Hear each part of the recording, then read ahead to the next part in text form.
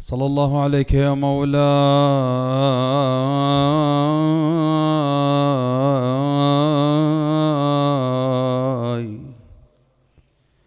يا رسول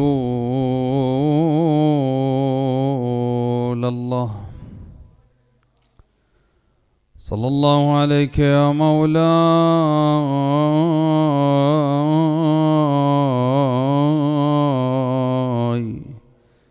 يا أبا عبد الله يا غريب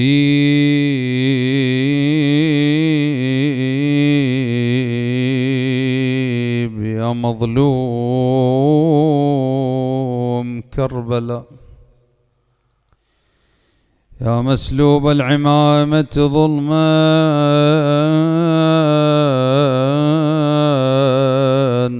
والرداء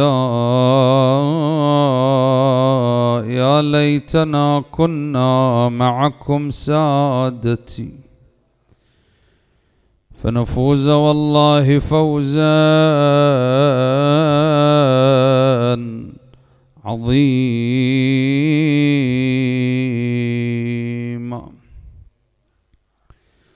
قال مولانا ومهتدانا الإمام زين العابدين صلوات الله وسلامه عليه: فأما حق الله الأكبر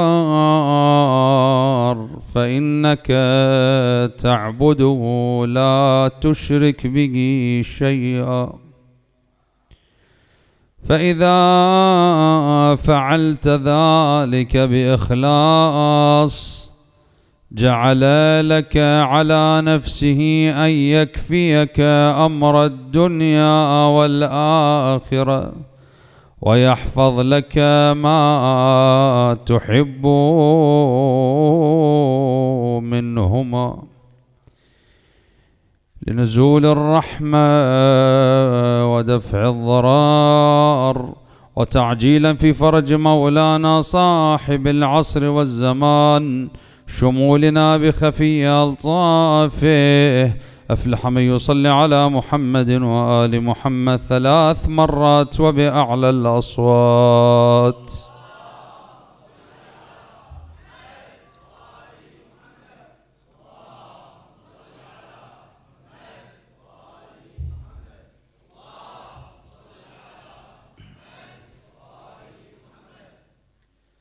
مع الاعتذار والتطفل في محضر سماحة السيد، ما هي إلا بضاعة مزجاة في حضرته. لا بد من الإشارة، بالأمس بينا جزاكم الله خير الجزاء أن هذا الشهر الفضيل استندنا على رسالة عظيمة واضحة المضامين وعميقة المعاني، ألا وهي رسالة الحقوق للإمام زين العابدين صلوات الله وسلامه عليه. فبينا بالأمس أننا سنتناول هذه الحقوق طيلة أيام الشهر الفضيل. اليوم أول الحقوق التي ناقشها وبينها وأوضحها الإمام زين العابدين صلوات الله وسلامه عليه، ألا وهو حق الله الأكبر. الحقوق أخواني أي بمعنى أنه تعطي كل ذي حق حقه. الإمام بالأمس بينا، الإمام قال مثلا حق الأب وحق الأم وحق الأخ وحق الجار وحق اللسان وحق السمع وحق البصر وحق الولد. فهذه كلها تسمى بالحقوق. أولى الحقوق حق الله تعالى. الإمام زين العابدين صلوات الله وسلامه عليه يقول: فأما حق الله الأكبر فإنك تعبده لا تشرك به شيئا. تعبده لا تشرك به شيئا. أولا أخواني، رأس الحقوق ورأس كلامنا في حق الله تعالى أمرين: الأول أن تفعل كل شيء أمرك الله تعالى بفعله. بمن أمرك الله تعالى؟ بيا قضية أمرك بالصلاة، أقم الصلاة، كن تصلي. كتب عليكم الصيام كما كتب على الذين من قبلكم. خلص أمرك بهذه الأفعال. أمرك بالحج. لما تفعل الأمور التي أمرك الله تعالى بفعلها فإنك تؤدي حق الله تعالى.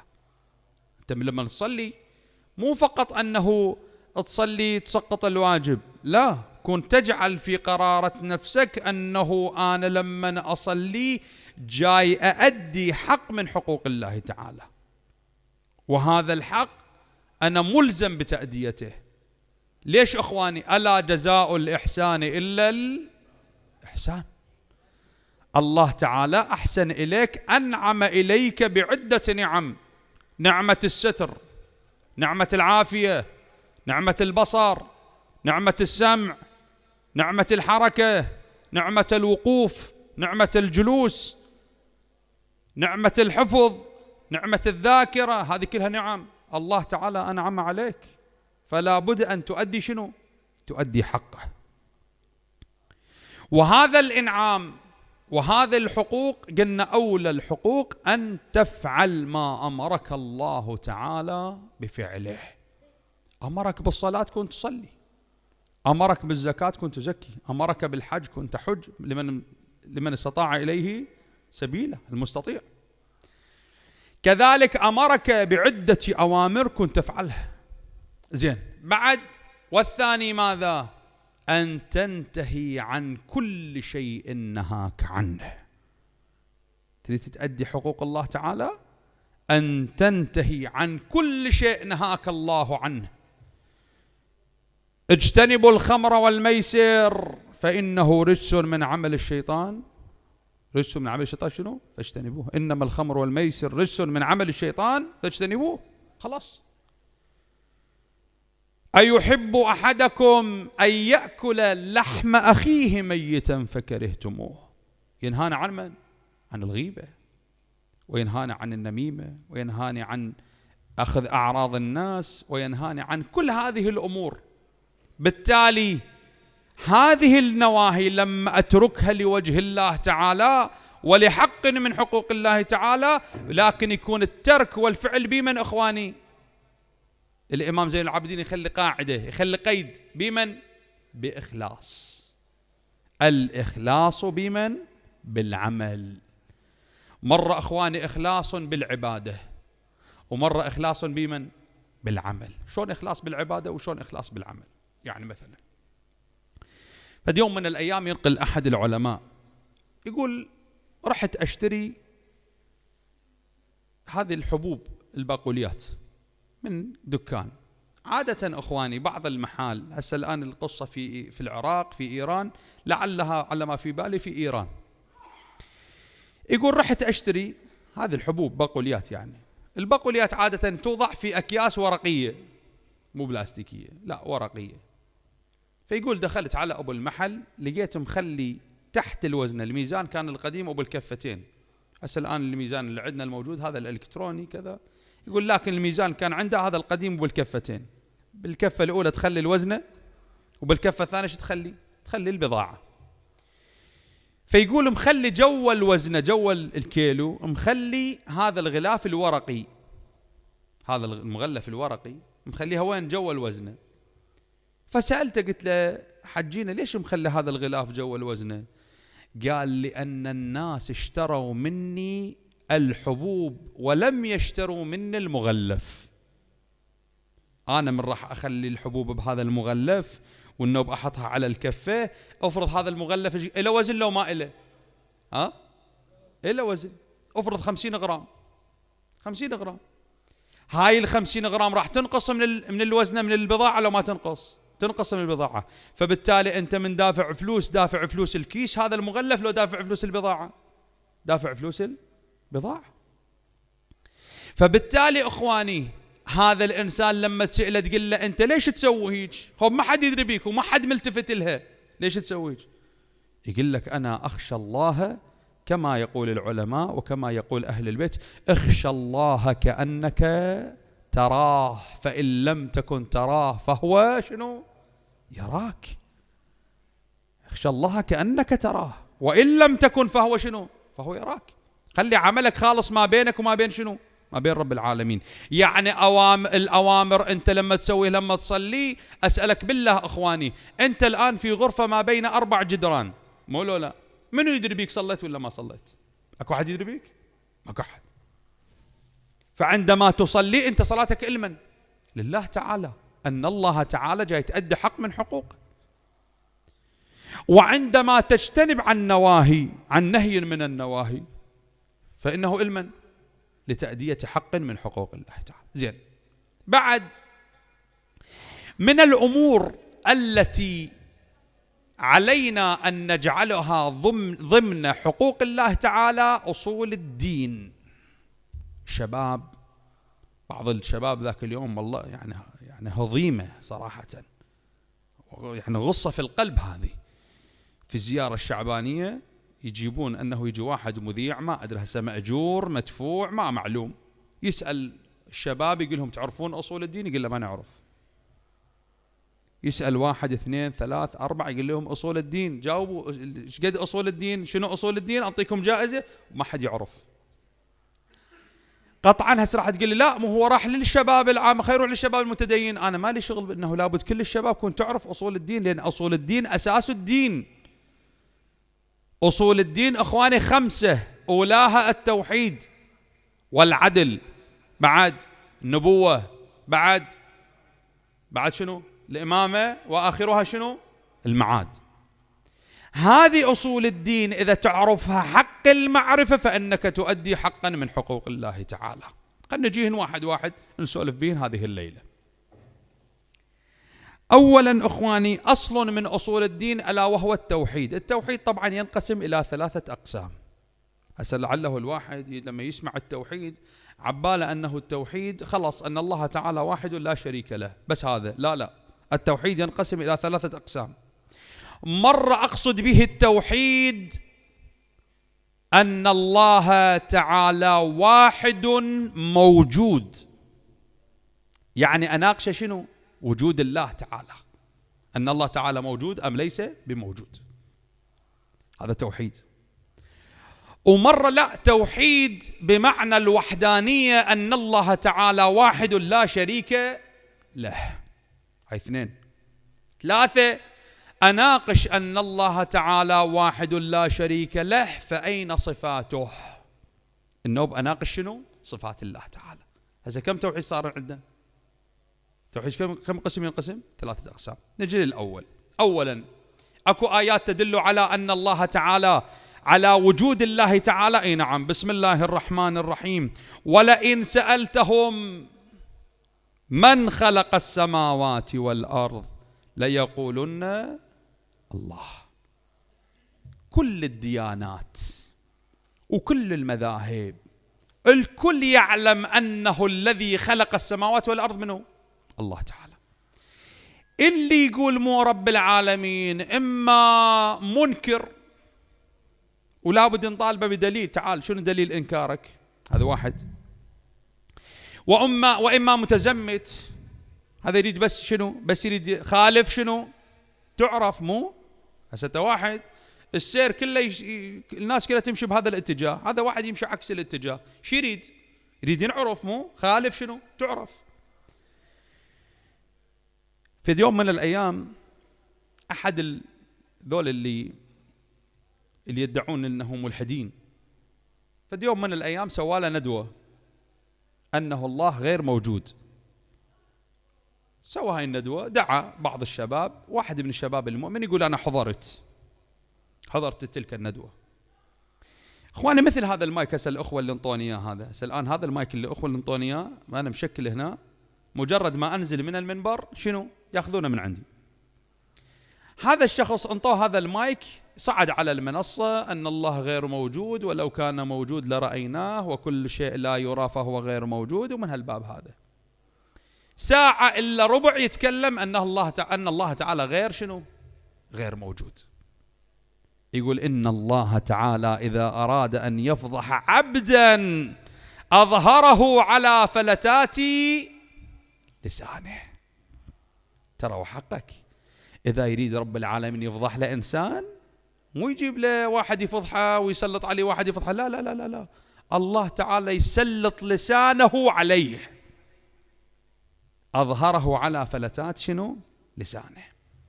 تشوف واحد يكذب يكذب يكذب يكذب يكذب يكذب إلى أن في يوم من الأيام هو يوقع شنو؟ يوقع نفسه وين؟ أنه يظهر نفسه أمام الناس أنه كاذب. سامعين أنه حبل الكذب شنو؟ قصير، مو؟ هذا يظهر على فلتات لسانه. فهذا ساعة إلا ربع يحكي أن الله غير موجود، مهم رجع نسى هذا اللاقط، هذا المايك نساه وين؟ نساه بالسترة مالته. اجى قعد، لما قعد ايش قال؟ يا الله. زين، هسه انت صار لك ساعة تقول ان الله غير موجود، شلون لما قعدت قلت يا الله واستعنت بالله؟ انت مفروض انه تكون وفي للاعتقاد اللي عندك. بالتالي شنو اظهر رب العالمين؟ شنو فضحه ولا ما فضحه؟ فضحه على فلتات لسانه. الله تعالى موجود، بل إن الله تعالى يرى. بمن يرى أخواني؟ بآثاره. وأعظم أثر هو نفسه الإنسان، نفس الإنسان هو هذا أثر من الآثار. تنظر إلى نفسك في المرآة، شوف هذا الخلق اللي أنت بيه، شوف هذا الناس الآن، علمنا ونووي والطب النووي والفيزياء النووية والكيمياء النووية وهذه الأمور كلها الآن عاجزة على أن تأتي بهذه العين، ما تصنع شيء مثل هذا العين. شوف أنت هذا الآن، هذا الذاكرة 1 تيرا بايت و2 تيرا بايت و10 تيرا بايت و100 تيرا بايت وخزن وما أدري شنو، وبيقول لك ضمانها 3 سنوات 4 سنوات 5 سنوات تتلف هاي الذاكرة. لكن شوف رب العالمين ايش يعطيك؟ منطيك ذاكرة 40 سنة أنت باقي على وضعها. لا، وتنسى أشياء وتحفظ أشياء، ولا شيء مصنوع ولا شيء فد شيء. هذا خلق الله. يلا، الناس قادرة على أن تخلق مثل خلق الله؟ ماكو. فالله تعالى في كتابه يقول ولئن سألتهم، اسألهم، كل الناس اسألهم، ولئن سألتهم من خلق السماوات والأرض ليقولن الله. زين، آية تدل على الوجود الكوني لله. الوجود الكوني بأجمعه آية من آيات الله تعالى، ودليل على وجود الله تعالى. بسم الله الرحمن الرحيم. إن في خلق السماوات والأرض، إن في خلق السماوات والأرض. هسه حسبوا وياي، سماوات وشنو بعد؟ ايش قد صارن؟ 2. واختلاف الليل والنهار ايش قد صارن؟ 4. والفلك التي تجري في البحر 5. بما ينفع الناس وما أنزل الله من السماء 6. الماء من ماء فأحيا به الأرض 7. بعد موتها 8.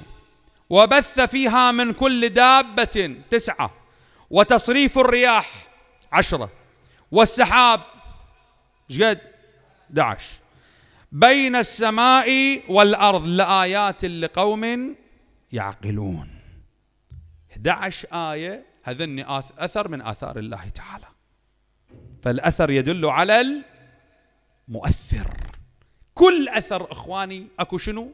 أكو مؤثر. فاليوم من الأيام واحد من علمائنا دخل عليه عالم كان في مدينة من مدن الريف، قال له سيدنا أنا أريد أترك التبليغ، يعني أشوف روحي ما مؤثر بالناس، أنا صار لسنين وياهم، بعدها الناس على وضعها، لا واحد مثلا تغير، لا واحد كذا، فأنا أريد مثلا أترك التبليغ بهاي المدينة. قال له نتمشى أنا وياك؟ قال له إيه نتمشى. قال له خوش. تمشوا مسافة، وصلوا إلى جدار، قال له امسك رمل رطب، مو طين، لا شنو؟ رمل. هذا الرمل عادة الرمل اخواني مثل الطين لو عكسه، الرمل متماسك، عفوا الطين متماسك، الرمل شنو؟ وحدة تنفر عن الثانية. قال له امسك فد رمل من الأرض، قال له رمل رطب، قال له اي نعم، قال له والقه على الجدار، اضربه على الجدار. ضربه، قال له بقى شيء؟ اخواني الرمل اذا تضربه على الجدار يظل شيء؟ مو طين، لا الرمل ما ظل شيء. قال له امسك مرة ثانية، ما ظل شيء. قال له امسك مرة ثالثة، ما ظل شيء. قال له بقى شيء؟ قال له ما بقى شيء. قال له متأكد؟ قال له متأكد. قال له تعال خلينا نقترب من الجدار. اقترب من الجدار، قال له دقق النظر، اكو شيء؟ قال له اي نعم سيدنا، اكو بعض ذرات الرمل مشلبة بالجدار، ثابتة على الجدار، هاي ذرات قليلة من الرمل. قال له اعلم على قلة الأثر إلا أنك مؤثر. بليغة لا مو بليغة؟ على قلة الأثر إلا أنه شنو؟ أكو مؤثر. أنت مؤثر، قليل أثرك بس أنت شنو؟ مؤثر. مرور الزمن شو يصير؟ يزيد هذا الأثر لو ما يزيد؟ يزيد هذا الأثر. زين، فما بالك هذا الأثر اللي كله أمامك، من شمسين، من قمر، من ليل، من نهار، من خلق إنسان، من خلق حيوان، من رعد، من رياح، من مطر. هذه الآيات كلها ما تدل على وجود الله تعالى، بل إن الله تعالى شنو؟ موجود. زين، الأمر الثاني قلنا في التوحيد الإيمان بوحدانية الله تعالى، أن الله تعالى واحد لا شريك له. ماذا تقرؤون في صلواتكم أخواني؟ طبعا يكره أن شنو؟ أن تستغني عن هذه السورة في صلواتك. لابد صلاتك تكون بها هذه السورة. ألا يا سورة الإخلاص. بسم الله الرحمن الرحيم، قل هو الله أحد. ليش ما قال واحد؟ لأن الواحد يلزم الاثنين، أنه الواحد شنو وراء اثنين. ايش قال؟ أحد. قل هو الله أحد الله الصمد لم يلد، الله الصمد لم يلد ولم يولد ولم يكن له كفوا أحد. الآية القرآنية بسم الله الرحمن الرحيم، ما ترى في خلق الرحمن من تفاوت فأرجع البصر. بعد الآية الأخرى، ما اتخذ الله من ولد وما كان معه من إله إذا لذهب كل إله بما خلق ولعلى بعضهم على بعض سبحان الله عما يصفون. يقول له أكو آلهة أخر، كل واحد شنو يقول؟ هذا خلقي وذاك شنو؟ وذا خلقك. مو لا هذا يقول أنا خلقته. لو أكو آلهة غير الله، مو لو كانتا فيهما آلهة إلا الله لشنو؟ لفسدتا. ولعلى بعضهم على بعض، هذا يقول له أنا أقوى منك وأنا أكثر خلق منك، وهذا يقول له لا أنا أعلى منك. مو لا لكن إحنا شنو عندنا؟ إله واحد. يقول تعالى الله عما يصفون. شنو تصفون أنتم؟ أكو شريك لله؟ لا، ليس لله شريك، بل إنه هو الواحد القهار. زين، الأمر الأخير في التوحيد الصفات، صفات الله تعالى، بعض الآيات التي تناولت صفات الله تعالى. بسم الله الرحمن الرحيم، الله لا إله إلا هو الحي القيوم، وأن الله قد أحاط بكل شيء علما، إن الله على كل شيء قدير، إن الله لا يظلم مثقال ذرة، فإن الله غني عن العالمين، الله لطيف بعباده. هذه كلها صفات الله. الله الرحمن الرحيم، الملك القدوس السلام المؤمن المهيمن العزيز الجبار المتكبر. هذه كلها شنو؟ كلها أسماء الله تعالى. زين، هسه قلنا هذا يا أصل التوحيد. أول أصل شباب حفظوهن، أول أصل من أصول الدين شنو؟ أسمعكم أنتم الشباب جاوبوني. أول أصل من أصول الدين شو اسمه؟ توحيد. هذا أول أصل. زين، الأصل الثاني شنو هو؟ النبوة. طبعا راح أجيب لك النبوة والمعاد والعدل والإمامة، أجيب لك آية ورواية، آية ورواية حتى شوية تستأنسون بها. النبوة، الله تعالى قد بعث أنبياء، بالقرآن يذكر هذا الأمر. بسم الله الرحمن الرحيم، كان الناس أمة واحدة فبعث الله النبيين مبشرين ومنذرين وأنزل معهم الكتاب بالحق. يقول كان الناس أمة واحدة. شنو أرسل لرب العالمين؟ النبيين والمرسلين شنو؟ مبشرين وبعد شنو؟ ومنذرين. زين، يجي واحد للإمام الصادق صلوات الله وسلامه عليه يقول له: يا ابن رسول الله، أنا أريد دليل عقلي. القرآن لا تجيب لي آيات من القرآن، أريد دليل عقلي، إقناعي، أقتنع بالدليل. جيب لي دليل عقلي على أن الله تعالى قد بعث الأنبياء. هذا بما جاي يشكك بأصل من أصول الدين، لو مو أصل من أصول الدين، أصل من أصول الدين، يريد يتأكد. الإمام هم أجابه، ما قال له نكتفي بالقرآن، لا. شنو الإمام أجابه، عندهم علم كل شيء، علماء لا يسألون سؤال إلا وشنو؟ إلا وأجابوا. قال الإمام الصادق صلوات الله وسلامه عليه: إنه لما أثبتنا، أخوان استمعوا، هذا الرواية جدا لطيفة، إنه لما أثبتنا أن لنا خالقا صانعا متعاليا عنا وعن جميع ما خلق، وكان ذلك الصانع حكيما متعاليا لم يجز أن يشاهده خلقه. يقول رب العالمين بهاي المكانة المتعالي رفيع الدرجات، هذه المكانة التي جعل الله تعالى به نفسه، شنو صار؟ لم يجز لخلقه أن شنو؟ أن يشاهدوه. زين أخواني، هذا نفس اعتقادنا نفس اعتقاد غيرنا لو يختلف؟ شو تقولون؟ يختلف. شلون يختلف؟ اعتقاد غيرنا شو يقول إن الله تعالى يأتي يوم القيامة على هيئة شاب أمرد. يعني نشوفه لو ما نشوفه؟ شوفه. هم يقولون شوفه. ينزل على بغلة برجليه خفان من ذهب، يصل إلى النار فيراها يعني تتلظى. يقول فيخلع خفيه ويضع رجله في جهنم فيقول لها: شبعتي؟ تقول له: نعم شبعت يا رب. هذا اعتقادهم. الإمام شو يقول؟ الإمام الصادق صلوات الله وسلامه عليه يقول: لا، هذا مو اعتقادنا، احنا اعتقادنا غير. شنو اعتقادنا؟ قال: متعاليا لم يجز أن يشاهده خلقه. ما تشوفه لا في الدنيا ولا وين؟ ولا في الآخرة. بعد بس ما نشوفه، قال: لا، ولا يلامسوه فيباشرهم ويباشرونه ويحاججهم ويحاججونه. ثبت أن له سفراء في خلقه يعبرون عنه إلى خلقه وهم الأنبياء عليهم السلام. إذن هسه الأنبياء ثابت إرسالهم لو ما ثابت؟ ثابت إرسالهم من القرآن ومنين؟ من الروايات، بالدليل النقلي وبالدليل شنو؟ دليل عقلي. أن الله تعالى بهذه المكانة. جاء موسى عليه السلام إلى لقاء الله تعالى عند الميقات، قال له: يا رب لما لا تنام؟ شوف هسه الآن، لما لا تنام؟ أنت خالق النوم، لما لا تنام؟ قال له: يا موسى إذا جئتني، شوف هذا إنه الله تعالى متعاليا عن الخلق. قال له: يا موسى إذا جئتني بالمرة الثانية فأتي فتعال ومعك إناء من الماء. هسه إناء فخار من الماء. هذا هم موسى في المرة القادمة جاب شنو؟ جاب إناء من الماء.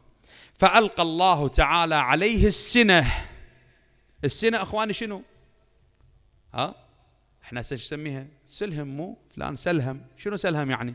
يعني أخذته السنة. فألقى الله تعالى عليه السنة فوقع الإناء من يده فأصبح دكا دكا، صار قطع تهشم الإناء. فقال: يا موسى وعزتي وجلالي لو أخذتني السنة لوقع الكون مثل وقوع هذا الإناء، بس تأخذني هذا السنة. لا تأخذه سنة وشنو ولا نوم. هذا الكون كله برعاية الله، هذا كله الله تعالى هو الذي يرعاه. هذه النملة التي الآن النملة في داخل جحرها الله تعالى يرعاها. فبالتالي أخواني الأنبياء من إرسال الله تعالى. إذن كم أصل صار عندنا؟ التوحيد، وبعدين شنو بعد وراها؟ النبوة. الأصل الثالث المعاد. المعاد شنو؟ مثلما الله تعالى أحياكم من بعد موتكم، هو ايش راح شنو؟ هم يميتكم بعدين شنو؟ وإليه شنو؟ ترجعون. بسم الله الرحمن الرحيم. أفحسبتم أنما خلقناكم عبثا وأنكم إلينا لا ترجعون. لا ترجعون إلينا، مو لا ترجعون، ترجعون إلينا. زين، قال فسيقولون من يعيدنا قل الذي فطركم أول مرة. واحد يقول إنما هي موتتنا الأولى والأخيرة، خلاص متنا بعد ماكو ورجع وراها. لا ترجعون. شلون ترجعون؟ بلى قادرين على أن نسوي بنانه. البنان شنو أخواني؟ هاي بصمة الأصبع، بصمة الأصبع هذا البنان بصمة الأصبع. يقول رب العالمين بلى قادرين على أن نسوي بنانه. من آدم إلى آخر إنسان بالبشرية أخواني يتشابهون بالبصمة لو ما يتشابهون؟ ما يتشابهون. رب العالمين يقول هذا عدم التشابه، أنا قادر أنه أرجع هاي البصمة لكل إنسان. بلى قادرين على أن نسوي بنانه. كم أصل صار عندنا؟ 3: توحيد، نبوة، معاد، والأصل الرابع شنو؟ العدل، أن الله تعالى عادل لا يظلم أحدا. بسم الله الرحمن الرحيم. إن الله لا يظلم مثقال ذرة. الله تعالى عادل لو ظالم؟ عادل لا يظلم أحدا. شلون عادل؟ هسه واحد يقول يعني معقول اكو واحد يقول ان الله مو عادل؟ اي نعم، اكو ناس تقول الله مو عادل. مثلا يوقف بباب البيت يقول الله شو منطيني؟ الله بيش منعم علي؟ الله بيش متفضل علي؟ لا، متفضل عليك. انت الان تمشي على رجلك، اكو غيرك ما يمشي. انت الان تاكل ما يحلو لك، اكو غيرك ممنوع عنه الاكل. انت الان تمشي على طولك، اكو غيرك ما يمشي. انت عندك رجلين 2، اكو غيرك عنده وحده، واكو واحد ما عنده 2. انت تشرب الماء والماء يمر داخل الكلى، اكو غيرك لا، الكلى متوقفه عنده يغسل كلى، مو لا. هذا ان الله تعالى عادل، الله منطيك كل شيء. وترى اخواني الله تعالى ممكن ينطيك اموال بس يسلب من عندك العافيه، ممكن ينطيك العافيه بس يسلب من عندك الاموال، ممكن ينطيك المال وممكن ينطيك الصحه ويسلب من عندك الاولاد. يسلب من عندك الأولاد، مو خلي ما عندك خلفة، لا لا لا، مو هيك، لا لا، ولكن شنو؟ أولادك يتبرون من عندك. هذه يوم من الأيام الآن أنتم جاي تشوفون على وسائل التواصل الاجتماعي شخص رجال كبير بالعمر كان من أكابر التجار، يطلعون ذاك اليوم أخواني أولاده متبرين من عنده وذابين بدار العجزة، رافعين عليه دعوة قضائية أن أبونا عاجز ومختل عقليا، وذابين بدار العجزة على مود يستولون عليه من؟ على أمواله وملكيته.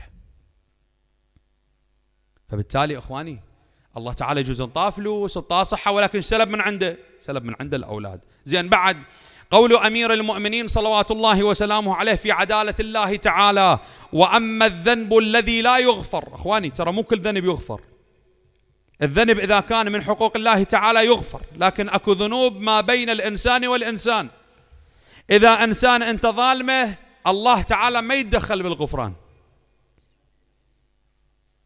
ما يدخل بمن؟ بالغفران. يقول لك انت روح تبارى الذمه ويا من؟ وذلك الانسان. فقول امير المؤمنين صلوات الله وسلامه عليه: واما الذنب الذي لا يغفر فمظالم العباد. افلح من صلى على محمد وال محمد. شيخ تفضل تفضل تفضل. ثانية غفر الله لنا ولكم.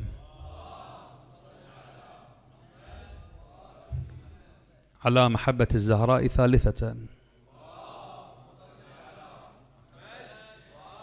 وأما الذنب الذي لا يغفر فمظالم العباد بعضهم لبعض، أن الله تبارك وتعالى إذا برز لخلقه أقسم قسما على نفسه فقال، شنو قال رب العزة والجلال؟ فقال: وعزتي وجلالي لا يجوزني ظلم ظالم ولو كف بكف. شوف هذا الآن، هذا خلي يسمعون بعض الأشخاص اللي شوية تأخذ قدرته ويتعدى له على طفل صغير أو يتعدى له على شخص أضعف من عنده، يوم القيامة أخواني ما ينسى رب العالمين ولو كف بكف. واحد يقول هو راشدي شنو يعني؟ طقت لي طفل بالمدرسة، مدرس أفرض معلم كذا، وضرب له طفل بالمدرسة، هذا الظلم إخواني يوم القيامة يحاسب عليه، ولو كف شنو بكف، ولا مسحة بكف، ونطحة ما بين القرناء إلى الجماء. هذه كلها شنو؟ كلها الله تعالى عادل، كل واحد ياخذ شنو حقه أو حقه واستحقاقه. زين. خامسا قلنا الأصل الخامس منه الإمامة. قوله تعالى بسم الله الرحمن الرحيم إنما أنت منذر ولكل قوم هاد. مثل ما رب العالمين ودانا أنبياء، شنو ودانا؟ أئمة، وهؤلاء الأئمة لولاهم لساخت الأرض بمن عليها. والآن إحنا عندنا إمام غائب اللي هو منه؟ صاحب العصر والزمان. أسألكم بالله أخواني، سويناها لو ما سويناها؟ أنا راح أطرح الفكرة وأنتم يمكم، سويتوها أو ما سويتوها؟ إحنا الآن إحنا واحد عنده شخص عزيز على قلبه، خليل، صاحب، وتبادلنا التهاني مو بحلول شهر رمضان، واحد خابر الثاني مبارك عليك الشهر، كل عام وانت بخير، وإن شاء الله ينعاد عليك بصحة وعافية. أكو واحد من عندنا التفت إلى جهة القبلة وقال له مولاي يا صاحب الزمان كل عام وأنت بخير، مولاي يا صاحب الزمان كل عام وأنت بخير، أعاده الله عليك بصحة وعافية، مولاي أنا ما ناسيك، أنت صاحبي وأنت خليلي، مو لو لا. الآن مولانا صاحب الزمان منو بادل بالتهانيها؟ لكن أقول أنا مولانا صاحب العصر والزمان أخواني عند الإفطار وصورة الحسين بلا رأس أمام عينه، هي صورة الحسين أمام عينه. لكن أقول كما سأل ذلك العاشق، يقولون أحد العاشقين، أحد اللي كان قلبهم متولع بالحسين، يقول كان يسأل منو صلى على جسد الحسين. يقول فد يوم من الأيام قال أريد أناجي مولاي صاحب الزمان أقول له منو صلى على جسد الحسين؟ صلى على جسد النبي أمير المؤمنين، وعلى جسد أمير المؤمنين صلى الحسن، وعلى جسم الحسن صلى الحسين. من صلى على الحسين؟ يقول جاءه صاحب الزمان في عالم الرؤيا قال له روح الوليدي سيد رضا الهندي، روح لقل له منو صلى على جسم الحسين؟ يقول قال له وين ألقاه؟ طال عنوان، راح طرق الباب على سيد رضا الهندي وكان منتصف الليل. يقول طرق الباب وإذا بسيد رضا يطلع، قال له شو تريد؟ قال له أسألك سؤال واحد. عوف منو أنا؟ قال له شنو السؤال؟ قال له أسألك من صلى على جسم الحسين؟ قال له أنت منين؟ منو اللي دازك؟ والله إنها قصيدة كتبتها الآن ولم يعلم بوجودها أحد. قال له أسألك أجبني من صلى على جسم الحسين؟ قال له صليت على جسم الحسين سيوفهم فغدا لبادية الضبايا. أقل مولاي إلك عدوم قميص وثار ترجي، لك عدوم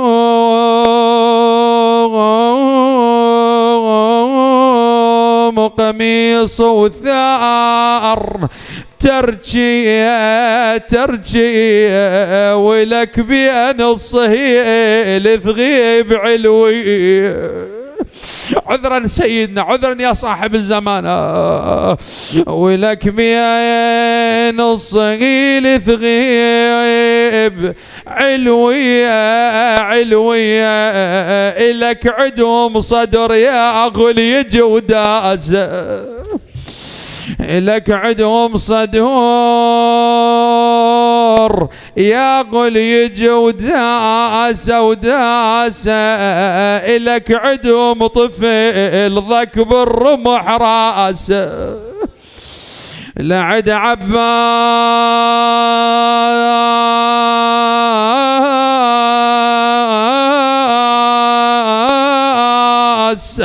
طلع سحمل بعينه وقل له هنا الوادم سطرة تسكيل، ولشق غيم السبايا وبين بوضحك إلك جمريج إلك جمريج يابس والنخر يضحك. نقول له على مراعي الثار ما يظهر علامة وينشر لليتانون. مولاي علامة نسب متون عماته علامة ابويا ضرب صياط زجر وجور مي ضرب صياط زجر وجور